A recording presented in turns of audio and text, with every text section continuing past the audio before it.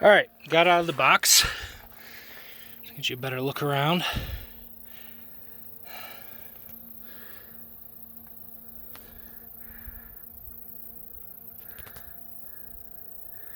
Got 80 amp to the left, 263 amps. AC input, output, PV. So it has two MPPT charge controllers. That's nice.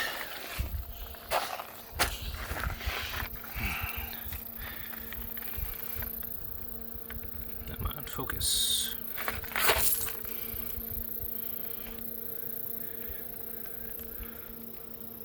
There we go.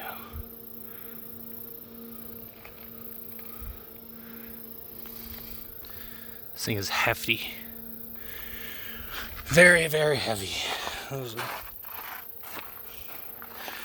lot just to get it out of the box.